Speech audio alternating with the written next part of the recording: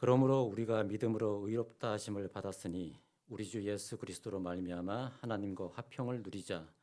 또한 그로 말미암아 우리가 믿음으로 서 있는 이 은혜에 들어감을 얻었으며 하나님의 영광을 바라고 즐거워하느니라. 다만 이뿐 아니라 우리가 환난 중에도 즐거워하나니 이는 환난은 인내를, 인내는 연단을, 연단은 소망을 이루는 줄 알미로다. 소망이 우리를 부끄럽게 하지 아니함은 우리에게 주신 성령으로 말미암아 하나님의 사랑이 우리 마음에 부은 바 됨이니 우리가 아직 연약할 때에 기약대로 그리스도께서 경건하지 않은 자를 위하여 죽으셨도다. 의인을 위하여 죽는 자가 쉽지 않고 선인을 위하여 용감히 죽는 자가 혹 있거니와 우리가 아직 죄인 되었을 때에 그리스도께서 우리를 위하여 죽으심으로 하나님께서 우리에 대한 자기의 사랑을 확증하셨느니라. 그러면 이제 우리가 그의 피로 말미암아 의롭다 하심을 받았으니 더욱 그로 말미암아 진노하심에서 구원을 받을 것이니 곧 우리가 원수 되었을 때에 그의 아들의 죽으심으로 말미암아 하나님과 화목하게 되었은즉 화목하게 된 자로서는 더욱 그의 살아나심으로 말미암아 구원을 받을 것이니라. 그뿐 아니라 이제 우리로 화목하게 하신 우리 주 예수 그리스도로 말미암아 하나님 안에서 또한 즐거워하느니라. 아멘.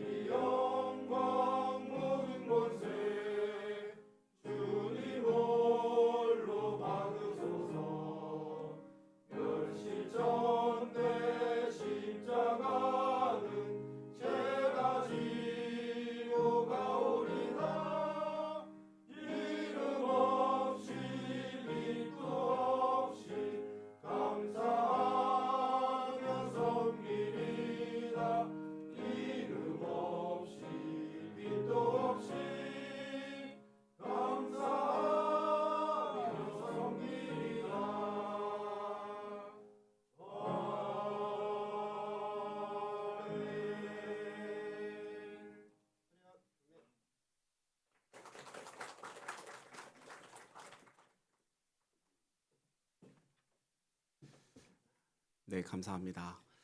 이 시간에는 제가 청년 때 섬겼던 교회 시드니 안디옥 교회 이제 은퇴를 하셨는데 선교 사역을 열심히 또 하고 계시는 정기용 목사님 나오셔서 은혜의 말씀 전해 주시겠습니다.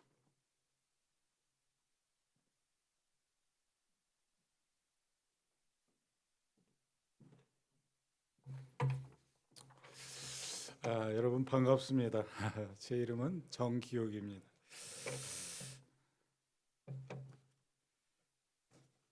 제가 이 교회 이제 두 번째 왔는데요. 올 때마다 좋은 소식이 있어서 너무 감사해요. 또 옆에 귀한 공간을 교육관으로 확보를 하시고 이렇게 헌신하셨다고 그래서 오늘 목사님 광고하시는 말씀 이렇게 들어보니까 여러분들의 아름다운 헌신이 또 이렇게 확인되고 그런 모습을 보고 또 그 즐거움을 같이 누리게 해주셔서 정말 고맙습니다. 제가 굉장히 좋아하는 목사님인데 와서 이렇게 좋은 성도님들과 함께 귀한 예배 공간을 마련하고 함께 하나님 앞에 성장해 가는 모습이 굉장히 위로가 되는 것 같아요. 그리고 너무 감사하고 그렇습니다. 저는 지난번에 한번 왔었을 때 말씀을 드린 것 같은데 안디옥 장로교회라는 곳을 시드니에서 한인교회를 약 30년을 섬겼어요. 그러다가 이제 조기 은퇴를 조금 일찍 했어요. 지금부터 약 2년 전에. 그리고 나서 우리 안디옥 장로교회에서 세운 선교회, 호주에도 흑인들이 있어요. 원래 살던 사람들.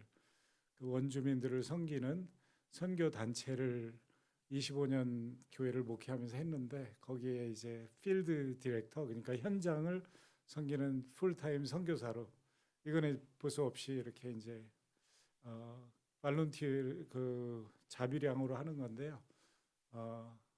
그걸 하고 있습니다. 그래서 이제 지난번에 방문 이후로 또 여러분들 교회에서 기도해 주시고 후원해 주셔서 너무 감사하고 정말 뭐라고 말할 수 없는 고마움이 있어요. 저는 그런 거를 의도하지 않았는데 와서 저 이렇게 선교 프레젠테이션 하고 또 뵙고 그런 거로 인해서 이렇게 해주셔서 너무 격려가 되고 목사님께도 또 성도님들 모두에게도 감사한 마음이 있어요. 그래서 감사의 말씀을 전해드리고 싶습니다. 이런 일들을 하고 다니는 이유가 뭔가를 제가 생각할 때가 많이 있어요. 그리고 이제 제가 안디옥 장로교회를 하기 전에 호주인 교회에서 먼저 4년을 섬겼거든요. 그랬는데 부목사가 백인 교회에서 있다 보니까 한국인들이 모여들어서 생긴 게 제가 개척한 게 아니고 호주 교회에서 개척해 준 게 안디옥 장로 교회예요. 그래서 이제 담임 목사님이 호주 분이고 제가 한국 사람이니까 당회에서 이거 한국말로 누가 설교하지? 이렇게 얘기가 되니까 저밖에 없잖아요. 그래서 이제 안디옥 교회가 이렇게 생기게 되었습니다. 그래서 생기게 되어서 이렇게 쭉 섬기다가 이제는 이렇게 은퇴를 하고 이렇게 하게 되었는데 너무 감사해요. 근데 그 모든 과정 속에서 늘 생각하는 게 있어요. 이 목회를 왜 하지? 호주인이 되었든 한국인이 되었든 호주 원주민이 되었든 하게 됩니다. 근데 그때 한 가지 결론은 뭐냐면 복음이라는 것으로 귀결이 되게 되는 거예요. 예수 믿는 그 믿음 안에서 우리의 운명이 바뀔 수 있다는 것에 대한 그 복음의 진리 때문에 은퇴하고서도 선교에 헌신하게 되고 또 계속 이렇게 다니게 되는 것 같습니다. 그래서 복음에 대해서 어느 곳에 가든지 저는 나누는 게 제가 할 일이라고 생각을 해요. 그래서 오늘 헌신 예배 드리고 이런 거는 사실은 몰랐어요. 몰랐고 와서 보니까 이렇게 헌신 예배라고 되어 있는데 전통적인 헌신 예배 설교보다 제가 오늘 다시 여러분들하고 복음에 대해서 한번 나누어 보고 싶어요. 왜냐하면 오늘 본문에서 말씀하는 것을 보면 바울 사도가 저희들한테 복음 안에서 즐거워하라고 이야기를 하거든요. 근데 사람들이 복음을 이야기하면 설명을 잘 못하는 경우가 있어요. 예를 들어서 우리 시드니에 가면 한인들이 많이 사는 스트라스필드라는 곳이 있어요. 근데 그곳에 광장에 가면 간혹가다 한국 사람들이 지나가요. 그런 권사님들이 이 전도지를 나눠주면서 전도를 해요. 교회 나오라고. 그러면 이제 지나가던 사람이 물어요. 교회를 왜 나가야 되냐고. 예수 믿으면 복 받는다고. 그게 뭐냐고. 그러면 복음을 믿어야 된다고 그래요. 사람들이 이제 묻습니다. 그러면 복음이 뭐예요? 이렇게 권사님한테 물었어요. 여러분 어떠세요? 그분이 잘 설명할까요? 그 권사님이 복음이 뭔지 모를까요? 알아요. 근데 그거를 논리정연하게 상대방에게 설명하는 거는 쉬울까요? 안 쉬울까요?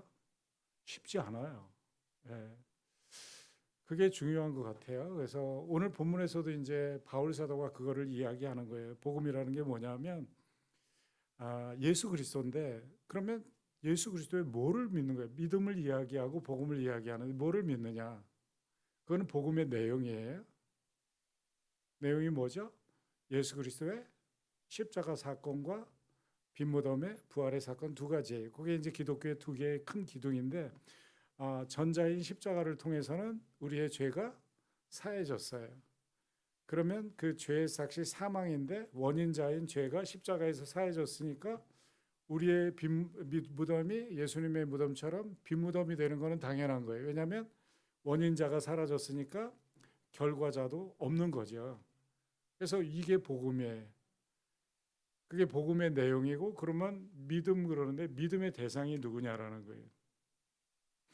그 복음을 해결하신 그 핵심 문제를 해결하신 예수 그리스도가 믿음의 대상이에요. 그럼 믿으면 어떻게 되느냐? 오늘 본문을 보면 칭의가 되어진다 이렇게 얘기를 해요. 믿음으로 의롭게 되었다. 그거를 우리가 장로교에서 강조하고 있는 이신칭의라고 말하는 믿음으로 의롭게 되는 교리거든요. 근데 이 사건이 어떻게 일어나죠? 이 사건을 이해하는 게 그게 복음을 이해하는 거예요. 하나님께서 나를 부르셔서 천국으로 인도하는 과정까지의 그 여정을 좀 이해하는 게 필요하죠. 그래서 저 같은 경우는 원래 불교 신자였거든요. 근데 우상적인 불교 신자예요. 무슨 얘기냐면 점도 보고 부적도 이렇게 붙이는 어머니 밑에서 그런 것을 이 교복을 입고 다녔는데 교복에 부적을 넣고 다녔던 그런 사람이거든요. 그러니까 이거는 불교도 가짜 불교예요, 사실은. 근데 그런 데서 하나님께서 저를 부르셨어. 그걸 소명이라 그래요. 복음의 첫 단계. 소명인데 하나님이 부르시는데 외적으로 부르시는 거예요. 누군가를 통해서 복음을 들려주는 거. 그런 그 부름 속에 내적인 또 소명이 있어요. 부르심이 있어요. 그게 뭐냐면 외적인 복음을 전해 들을 때 성령께서 마음을 감동시켜 주시는 거예요. 그러면 내 속에서 어떤 현상이 일어나냐면 옛 자아가 사라지고 새로운 자아로 태어나는 현상이 일어나요. 그게 두 번째로 중생이라 그러는 거예요. 본어게인. 중생이 되어지면 어떻게 되죠? 내 속에서 마음의 회심의 사건이 일어나. 회심의 사건은 불교에서 우상 숭배에서 떠나서 예수를 믿는 쪽으로 방향이 바뀌는 것을 이야기를 하는 거예요. 회심의 사건이 일어나면서 내 속에서 일어나는 게 뭐냐면 오늘 본문에서 바울 사도가 이야기하는 믿음의 사건이 일어나는 거예요. 믿음의 사건이 일어나면 그 믿음을 보시고 오늘 이 로마서 5장에서 설명하는 거 이전에 바울 사도가 아브라함을 들어서 믿음으로 의롭게 된 것을 이야기를 해요. 우리의 공로나 우리의 의지나 우리의 능력이나 우리의 뛰어남으로 되는 게 아니라 믿음이라는 것을 통해서만 하나님과 화목 단계가 이르게 된다라고 말해요. 그래서 오늘 본문에 보면 1절에서 뭐라고 말하죠? 그러므로라고 얘기를 해요. 그 그러므로라는 말은 뭐냐면 연결어는 4장에서 이렇게 설명을 쭉 했잖아요. 그러니까 이제는 당신들은 하는 그런 뜻이에요. 그래서 우리가 믿음으로 의롭다게 얻었으니까 우리는 어떻게 해야 되는지 하나님과 더불어서 화평을 누리는 자가 되라고 이야기를 하는 거예요.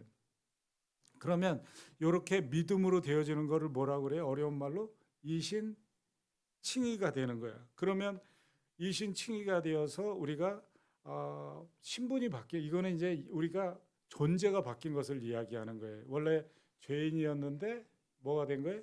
의인이었으니까 존재가 바뀌었어요. 존재가 바뀌다 보니까 하나님과 화평 단계로 딱 들어가니까 어떤 일이 일어나요? 그 다음에 6번째 단계가 일어나는 거예요. 그게 하나님의 자녀가 되는 양자가 되는 거예요. 하나님의 자녀가 되었어요. 그럼 하나님의 자녀가 되었다는 것은 존재의 변화가 아니라 신분의 변화를 얘기하는 거예요. 마귀의 자녀에서 하나님의 자녀로 신분의 변화가 일어났어요. 그러면 그 다음에 일어나는 게 뭐냐면 성화의 단계라 그러는 거예요. 성화의 단계라는 건 뭐냐면 옛날에는 마귀의 자녀였으니까 그냥 세상령을 따라서 살았던 삶의 방식이 있는데 이제는 하나님의 자녀가 되었으니까 어떻게 해야 돼요? 하나님의 자녀로서의 새로운 삶의 모습을 살아가는 것을 성화의 단계다 이렇게 얘기를 하는 거예요. 그리고 나서 어떻게 되는 게 성화의 단계인데 우리가 살아가다 보면 넘어져요, 안 넘어져요? 시험도 들고 아까 목사님 말씀하신 대로 뭐 여러 가지 인생의 고난이나 어려움을 겪으면 또 뭐 믿음에서 이탈되기도 하고 방황도 하기도 하고 심지어는 하나님을 대적하기도 하는 거예요. 근데 걱정할 필요가 없는 게 왜 그래요? 성령께서 견인하시는 거예요. 그 구원에서 우리가 잠시 방황해도 하나님이 자녀 삼으시면 자녀의 호적에서 지워지지 않는 거예요.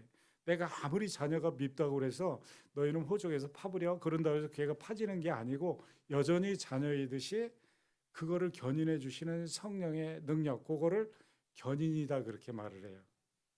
그렇게 끝까지 끌어주시면 마지막 단계가 뭐죠? 영화의 단계가 되는 거예요. 그거를 구원의 여정이다 이렇게 얘기를 해요. 여러분은 이거 다 기억할 필요 없어요. 그렇지만 들을 때는 끄떡이면서 그거 그럴듯한데 그러시면 되는 거예요. 그 정도면 충분하신 거예요. 그 대신 분명한 것은 뭐냐면 예수 그리스도가 믿음의 대상이고 예수 그리스도께서 행하신 일이 우리의 믿음의 내용이라는 거.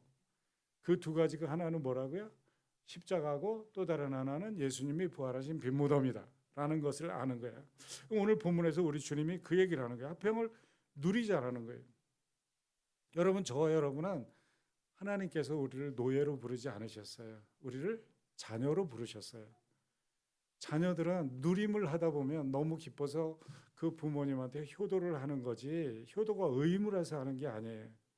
그래서 부모님을 기뻐하고 부모님과 관계가 좋은 자녀들은 그냥 삶이 효도이지 효도를 해야 되겠다 이래서 하는 거는 절대로 아니잖아요. 마찬가지로 하나님 안에서 누리는 거, 그 화평, 원래는 죄 때문에 하나님하고 갈라졌던 사이가 새로워진 이 관계를 누리는 거, 이게 너무나 중요한 거예요. 그래서 여러분이 교회 와서도 이 신앙생활을 누리고 즐기면 봉사가 재미있고 또 봉사하는 게 즐거운데 이 누림이 없으면 어떻게 돼요?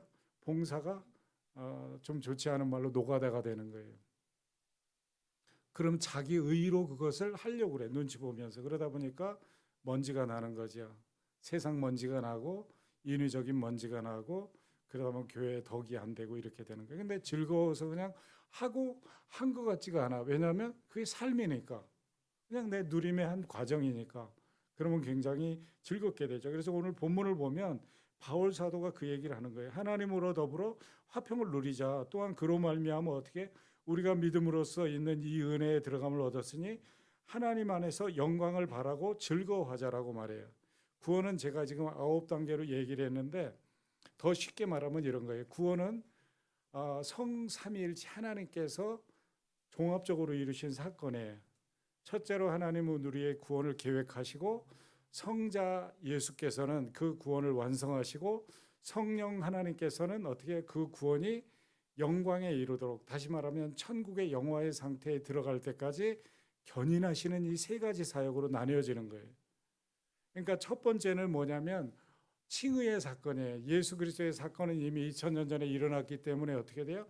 과거적으로 네 구원을 완성된 거예요. 우리는 의로워진 거예요. 그래서 이 의로워졌다는 거는 그냥 무슨 뭐 논리가 아니라 선포야.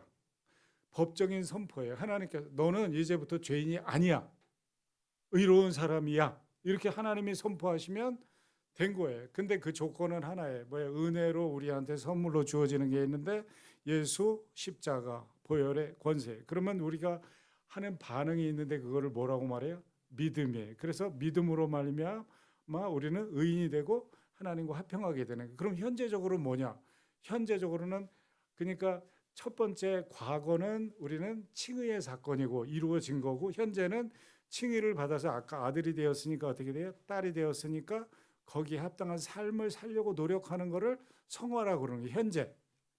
그렇게 사는데 우리는 부족하다, 연약하다. 그래서 그것을 이끌어 주시는 분이 계신데 그게 성령 하나님이다. 그래서 미래적으로는 이끌어 주시다 결국 들어가는 게 영화다. 이렇게 생각하면 돼요. 그래서 과거는 칭의고 현재는 성화고 미래는 영화의 단계다라는 거예요.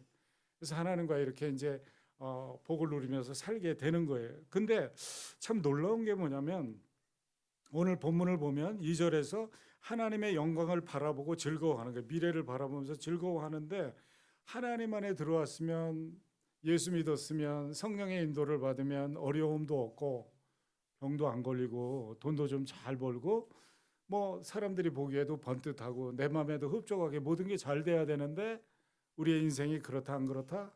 안 그래요. 우리는 아직 영화의 단계에 들어간 게 아니고 세상에 살고 있는 성화의 삶을 살아가고 있는 사람들이기 때문에 오늘 3절에 나오는 일이 있는 거예요. 그게 뭐죠? 그뿐 아니라 우리는 환난 중에도 즐거워해요. 이게 이제 믿음의 역설이에요. 믿음이고 예수 안에 들어왔는데 나는 왜 안 걸려? 나는 왜 힘들어? 이런 일이 있을 수 있는 거예요. 왜냐하면 우리는 어떻게 아직도 영화의 단계에 들어간 게 아니라 죄 많은 세상에 살고 있기 때문에 그런 거예요. 그래서 믿는 사람이라고 해서 세상 사람이 경험하는 고난이나 환난에서 예외적인 존재가 아니에요. 딱 한 가지 다른 게 있어요. 예를 들어서 저희 어머니가 2달 전에 돌아가셨는데 우리가 다 슬퍼해요. 우리는 무덤에 또 화장터에 가서 슬퍼하면서 눈물을 흘려요. 근데 바울 사도가 뭐라고 말하냐면 소망 없는 자라처럼 슬퍼하는 게 아니에요. 우리는 소망이 분명하지만 딱 한 가지 우는 이유는 뭐예요? 별리의 슬픔 때문에 그런 거예요. 다시 만날 그 영화의 단계에서 만나는 그날을 기다려야 되는, 지금 현재의 삶에서 이별하는 슬픔 때문에 우리가 우는 거지 소망이 없어서 우는 것은 절대로 아닌 거예요. 역설이죠. 여기 오늘 본문에도 그런 걸 얘기하는, 환난 속에서도 즐거워하라고 이야기를 해요. 왜 그럴까요? 환난, 우리가 기독교인들이 경험하는 이 환난은 의미 없는 환난이 아니라는 거예요. 목적이 있다는 거예요. 근데 오늘 그 목적이 뭐냐면 오늘 본문을 보면 인내를 또 키워내고 인내는 연단을, 연단은 소망을 이루는 것을 이야기를 하는 거예요. 다시 말하면 우리 믿는 사람들이 당하는 경험하는 어려움이나 환난은 목적이 분명하고 그리고 또 거기에는 하나님의 계획이 숨겨져 있다는 것을 얘기하는 거예요. 다시 말하면 저와 여러분은 환난과 어려움을 경험해도 휘둘리지 않는 삶을 사는 것을 이야기하는 거예요. 저는 지금 이렇게 좀 건강하게 봬도 이래 봬도 지금 보청기를 끼고 있어요. 잘 안 들려. 그리고 눈도 이게 백내장 수술을 해가지고 좀 별로 안 좋아요. 당뇨약, 고혈압약, 고지혈증약 오늘 아침에도 먹고 왔고 또 저녁에 또 먹어야 돼. 17년 됐어요. 이래 봬도 대단한 사람이에요. 그런데 그런 거 가지고 휘둘리지 않아. 어렵고 힘들고 뭐 잘 안 들려서 고난스럽고, 제가 이제 대학교에서도 가르치고 뭐 선생님을 좀 해본 적이 있는데 사임을 했어요. 왜냐하면 귀가 안 들리니까 질문을 하면 엉뚱한 소리를 하는 거예요. 그래서 가장 집중할 수 있는 게 뭘까를 생각하다 보니까 이 선교지 가면 이렇게 오픈해요. 그러니까 이런 공간에서 얘기를 하는 게 아니고 이 야외에서 얘기할 때가 많아요. 원주민들 사는 데가. 그러니까 1대1로 이렇게 말하면 입 바라보면서 이렇게 얘기하고 그러면 놓치지 않고 들리는 거예요. 그러니까 이 바라보는 시각이 다른 거야. 하나님께서 뜻이 계셔서 귀도 안 들리고 눈도 잘 안 보이고 약도 계속 먹어야 되고 저혈당 떨어지면 금방 또 뭐 사탕이라도 먹어야 되고 하여튼 앞뒤로 힘든 이런 상황이지만 그런 걸 통해서 하나님이 성장을 주시는 거예요. 네 노년을 무엇을 하면서 어떻게 보내야 되는지를 알려주시는 거예요. 목적이 분명한 거예요. 제가 이제 그 몽고 선교를 10년을 했어요. 제 안디옥 교회라는 교회를 하면서. 그래서 몽고를 한 5번 갈 기회가 있었거든요. 그런데 그 몽고를 갈 때는 언제 가냐면 호주에서 12월 달에 학생들이 방학을 해요. 청년들이, 대학이. 그러니까 청년들을 주로 데리고 가니까 그때 데리고 가면 호주에서는 영상 35도 정도가 돼요. 12월에. 왜냐하면 남바구니까 지금 거긴 가을이에요. 여긴 봄이잖아요. 그러다 보니까 거기는 엄청 더운 거예요. 근데 이제 북반구인 몽고를 딱 들어가면 영하 30도야. 그러면 기온 차이가 60도에서 70도 차이가 나요. 근데 저희들이 사역했던 데는 울란바타르 지금 그런 데가 아니고 완전히 쌩쌩드라고 그래가지고 엄청나게 이제 12시간을 차 타고 들어가는 고비 사막 안에 있는 거예요. 근데 들어가면 너무너무 추워요. 근데 거기 가서 이렇게 보면 집들도 없고 아무것도 없어. 그런데 이제 게르라고 그래서 이렇게 천막이 조금 있는데 거기에서 조금만 나가면 정말 칼바람이 부는 것처럼 잘못 모자를 안 쓰고 나면 이 실핏줄이 터져가지고 그 자리에서 이렇게 또 뭐 죽을 수도 있어요. 근데 그런 날씨 가운데 이렇게 보면 먼지가 뽀얗게 쌓이는데 그 먼지를 밟고 지나가면 뽀드득 뽀드득 소리가 나요. 왜 그러냐면 그 속에 뭐가 섞여 있냐면 눈이 섞여 있는 거예요. 근데 그 눈이 황토바람하고 섞여 가지고 거의 흙처럼 보이는데 이걸 한번 뭉쳐 보려고 제가 이렇게 했어요. 뭉쳐질까요? 안 뭉쳐져. 왜냐하면 눈이 뭉쳐질 때는 눈 알갱이가 좀 녹아서 습도를 품고 있을 때 뭉쳐지는 거예요. 근데 이 습도가 하나도 너무 차니까 꼭 모래 알갱이 같아요. 그래서 거기에서 또 이렇게 헤쳐봤어요. 무슨 살아있는 게 있을까? 아무것도 없어요. 근데 그래도 그 밑에는 풀뿌리가 있어요.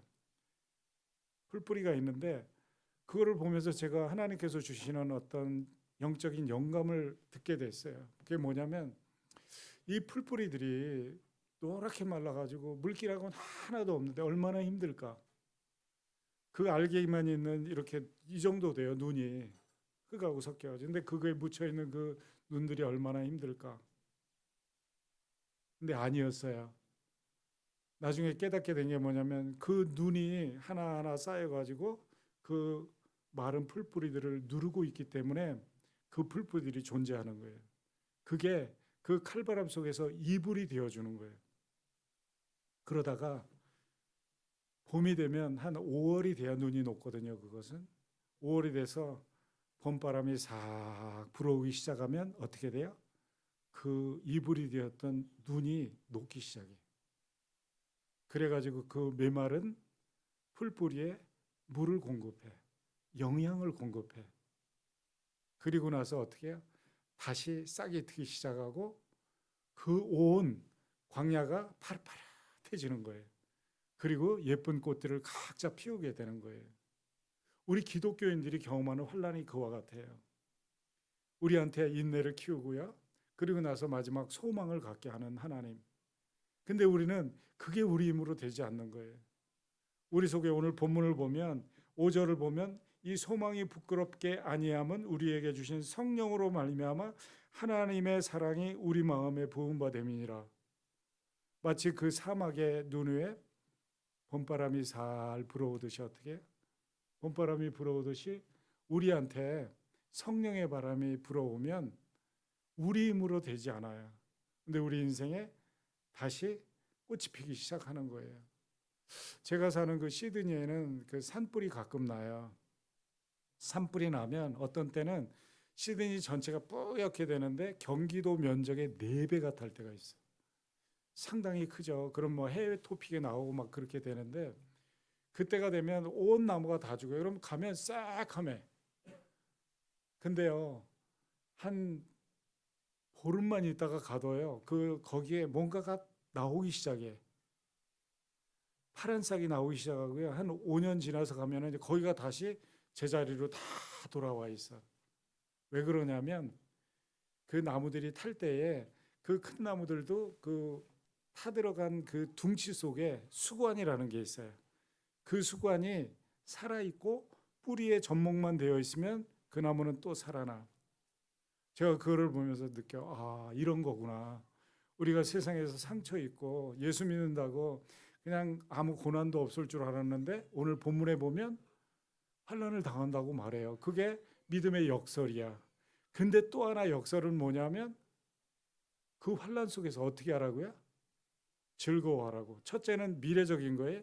주 안에서 영광을 보고 즐거워하라는 거예요. 그리고 또 하나는 그 영광에 가기 전까지 우리가 어려움 경험에도 즐거워하라는 거예요. 왜냐하면 거기에는 목적이 있고 하나님의 계획이 있다라는 거예요.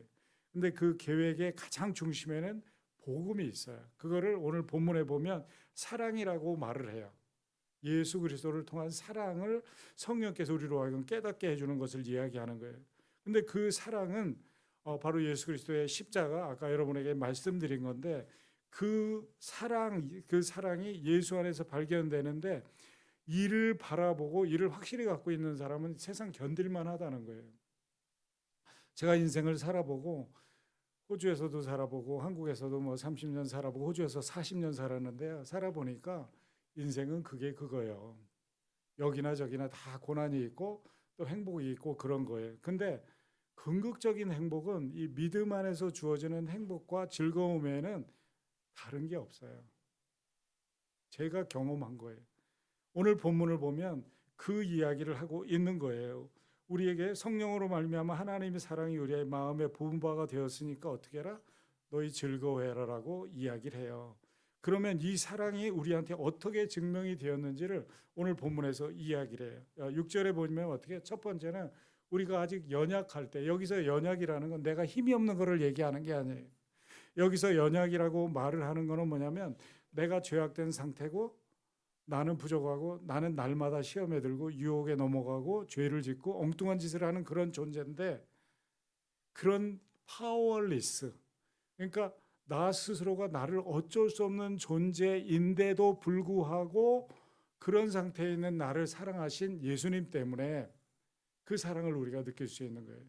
내가 사랑받을 만큼 뭐 능력도 있고 뭐 막 힘도 있고 그러면 그런 사랑은 누구든지 할 수 있어요.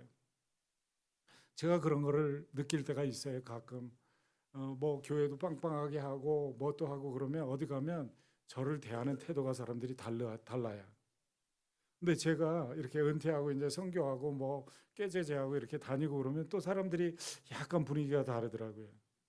또 호주에 있다 보니까, 시드니에 있다 보니까 또 유명한 사람들이 이 시드니라는 동네를 좀 아시고 와요. 그래가지고 교회에서 좀 이렇게 설교도 하시고 이렇게 하게 되는데, 그 유명한 사람들이 오면은 성도님들도 이렇게 눈치 보면 그럴듯한 사람하고는 밥도 먹고 싶어 하고 뭐 그러시는데, 그냥 시드니에서 와가지고 뭐 유학생이 와서 아무것도 아니고 또 뭐 돈도 못 벌고 이런 사람들은 잘 대해주려고 그러질 않아. 근데 예수님한테는 그게 없는 거예요. 오늘 본문을 보면 우리가 우리 자신이 아무것도 아닐 때 우리를 사랑하신 그것 때문에 우리 속에 소망이 있는 거예요. 그리고 그분이 나를 진짜 사랑하는 걸 알게 되는 거예요. 그리고 두 번째는 어떤 게 있냐면 8절에 보면 그리스도께서 내가 아직 죄인 되었을 때에 우리를 사랑하신 것을 이야기를 하고 있어요. 그래, 여기서 죄인 되었을 때라고 말하는 것은 뭐냐면 내가 정말로 이 문제를 해결할 수 없을 때에 무조건적인 사랑을 나한테 한 것을 이야기하는 거예요.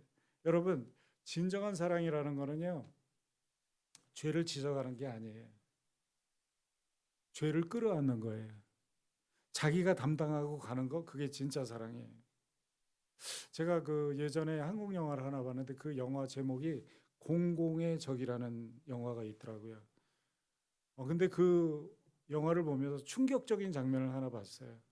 그게 뭐냐면 아들이 어머니 아버지한테 유산이 있는데 이분들이 안 돌아가시는 거야.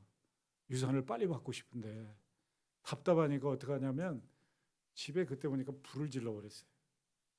근데 이 두 분이 불을 질렀으면 곱게 돌아가셔야 유산을 받는데 안 돌아가신 거야.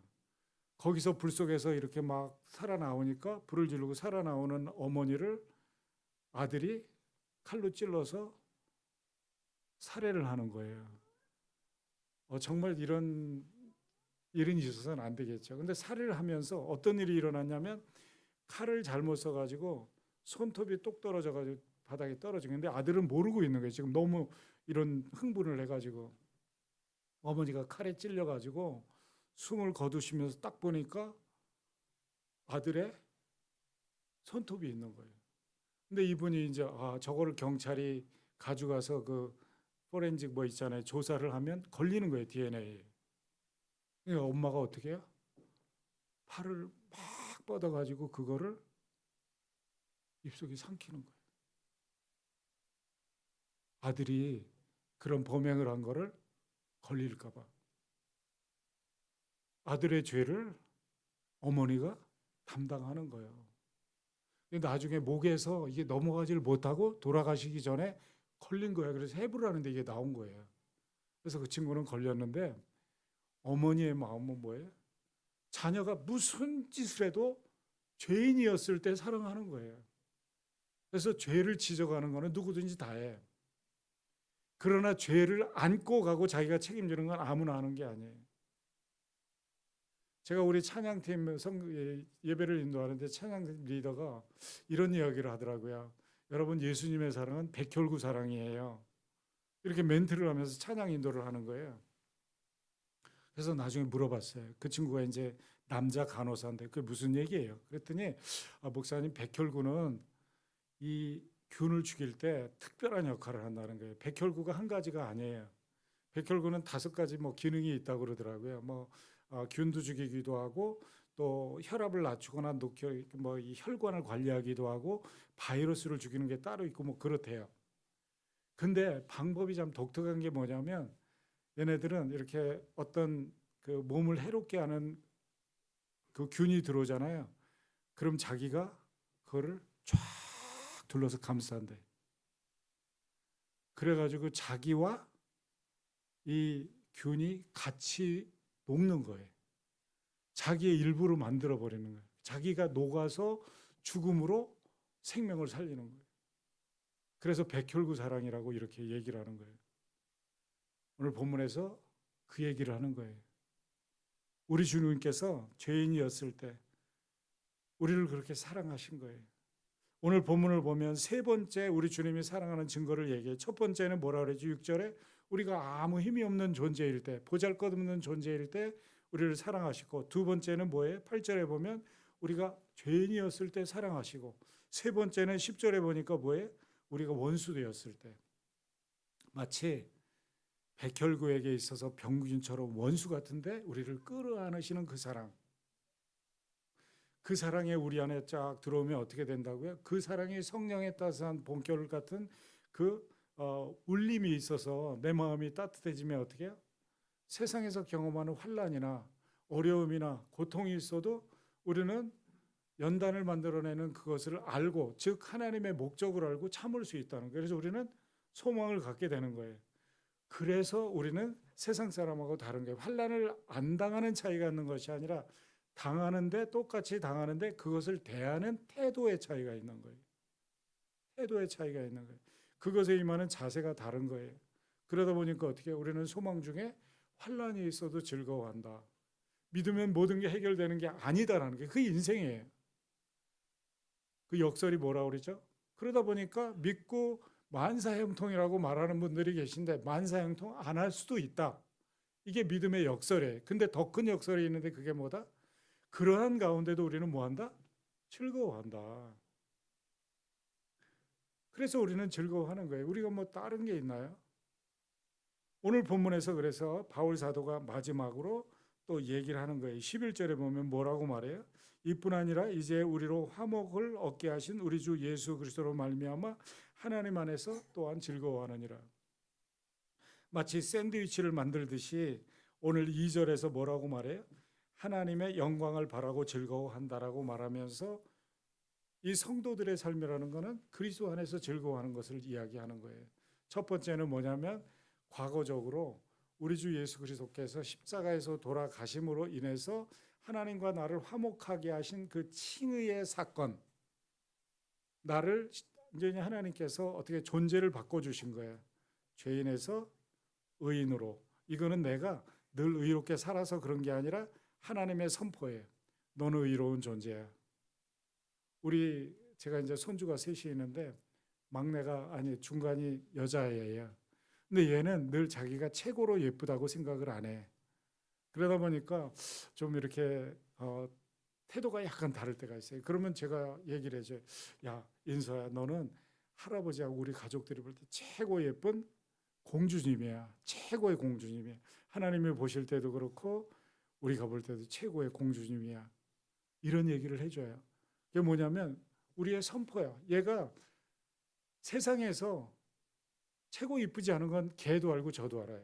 어리지만 걔도 알고 어른인 나도 알아. 그렇지만 나한테는 최고 예뻐. 마찬가지예요. 하나님께서 저와 여러분을 사랑하시는, 예수를 통해서 사랑하는 방법은 편애일까요? 아닐까요? 편애예요. 그 대신 하나님께서는 죄인에 대해서는 완벽하게, 그건 왜냐하면 하나님의 자녀가 안 됐기 때문에 심판하는 거지, 마귀의 자녀로 존재의 변화가 안 일어났으니까 심판하는 거예요. 하나님의 자녀는 하나님께서 정죄하지 않아요. 사랑하시는 거예요. 여러분, 그거예요. 그래서 의롭게 되었다는 의미는 그거야. 그래서 그것 때문에 즐거워하고, 또 우리가 성화의 단계에 걸어가고 있고, 우리가 때로는 실패하고 환난을 누리고 뭐 이렇게 경험하지만 그래도 즐거워하는 이유는 뭐예요? 우리를 견연하시는 그 성령의 능력 때문에 그 성령이 계속 리마인드를 시켜주는 거예요. 우리한테. 야, 정기용 목사, 너 뭐 눈도 안 보이고 귀도 안 들리고 선교한다고 그 수백 킬로씩 운전하고 다니고 맨날 힘들고 그래도 우리 주님께서 요거를 주시는 거예요. 요 복음. 그 원주민들 240년 동안 백인들한테 압제당하고 모든 것을 다 박탈당하고 다 살해당하고 간신히 명목만 유지하고 있는 그들에게 소망이 뭐냐라는 거예요. 백인들이 뭐 연금을 주고 뭐 이런 거 아니라는 거예요. 오직 한 가지, 바로 이 복음. 그래서 저는 이 복음을 설명하러 다니는 거, 이것 때문에 너무 즐거운 거예요. 아, 하나님이 세상에서 이 70 살았는데 가장 의미 있고 가장 내 정말 인생을 바쳐도 아깝지 않은 이 일을 하게 하신 하나님, 특별히 목사로 지내게 했던 하나님, 이런 것들을 생각하면 너무 감사한 거죠. 여러분과 저는 마찬가지예요. 똑같은 거예요. 여러분들 그래서 그리스도 안에서 즐거워하는 거예요. 현재적으로는, 과거적으로는 내가 존재가 바뀌었고, 그리고 나서 신분이 바뀌었어요. 하나님의 자녀로. 그래서 나는 세상 사람하고 다른 삶을 살려고 애를 쓰는 거야. 그거를 갖다가 쉽게 말하면 그리스도를 닮아가는 삶, 제자의 삶, 이렇게 얘기하는 거예요. 이거는 열심히 성경 공부를 해서 되는 게 아니라 성경 공부를 하고 말씀을 듣고 함께 배웠던 진리를 어떻게 하는 데서 드러나요? 성령의 도우심을 구하면서 적용할 때 드러나는 거예요. 부뚜매의 소금도 넣어야 짜지 소금 갖다만 넣으면 아무것도 아니에요. 성경 지식을 아무리 갖고 있어도 실천하지 않으면 안 돼요. 그러면 실천해보면 뭘 느껴요? 그 즐거움, 맛을 안다. 그리고 그거를 끝나는 게 아니에요. 그렇게 살다 보면 넘어지기도 하고 어렵기도 하지만 영광을 바라보면서, 영어의 날을 바라보면서 우리는 어떻게 한다? 즐거워하는 거예요. 그래서 저는 여러분들이 헌신하시고 뭐 이러는 거 너무너무 중요하지만 이 헌신이 헌신다워지려면, 그리고 하나님이 바라보면서 미소를 싹 지으면서 인정할 만한 그런 헌신이 되려면 자발적이고 즐거움이 있는 헌신이 돼야 돼요. 자녀들이 막 낑낑대면서 막 짜증 부리면서 아이 아버지 뭐 그거를 또 해드려야 돼요. 뭐 아니 아버지는 맨날 그것도 못하고 뭐 아니 저한테 저축하셨어요? 뭐 그러면서 이렇게 뭐 용돈을 드린다거나 일을 해드리면 얼마나 부모가 힘들겠어요. 하나님도 똑같아요. 하나님 안에서 정말 하나님이 나한테 행하셨던 일들, 그것 때문에, 그리고 오늘도 나한테 그 행하셨던 일들을 기억나게 하시는 그 은혜, 또 미래에 벌어질 일들, 이런 것들을 생각하면서 감사하고 기뻐하면서 즐거움을 가지고 헌신하는 여러분이 되시면 정말 하나님께서 기뻐하실 것 같아요. 선교회도 그렇고 또 교회의 각종 일도 그렇고 주변을 섬기는 것도 그렇고 여러분들이 그렇게 하셔서 하나님을 즐겁게 할 뿐만 아니라 여러분 자신이 정말 하나님의 즐거움 자체가 되는 그런 놀라운 역사가 여러분 모두에게 있기를 예수님의 이름으로 축복합니다. 아멘. 우리 잠깐 기도합시다. 하나님 감사합니다. 오늘도 이렇게 함께 말씀을 나누게 하셔서 고맙습니다. 전한 사람이 말씀대로 살게 하시고 들은 모두 각자 한 사람 한 사람이 말씀을 적용해서 그리스도 예수 안에서 누림이 있는 즐거운 신앙생활, 즐거운 자녀의 삶을 살게 하여 주옵소서. 예수님의 이름으로 기도했습니다. 아멘.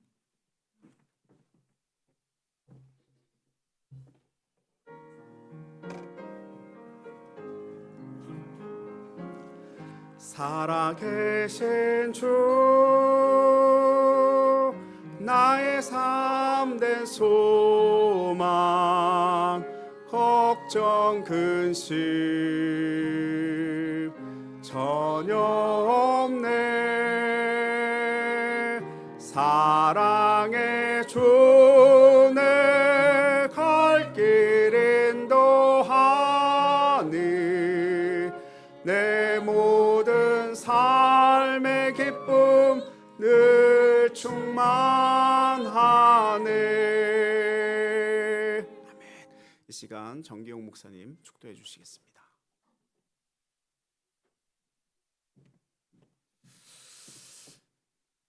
이제는 우리 주 예수 그리스도의 은혜와 하나님 아버지의 극진하신 사랑과 성령의 감동감화 역사 충만하심이 주의 말씀을 듣고 성령이여 저로 하여금 말씀대로 살게 하옵소서. 소망을 가지고 세상을 향하여 발걸음을 옮기는 주의 사랑하는 자녀들과 주께서 사랑하시는 이 믿음의 공동체와 또 성도들의 가정과 손을 대해 하는 모든 일 가운데 늘 함께 하시기를 간절히 축원하옵나이다.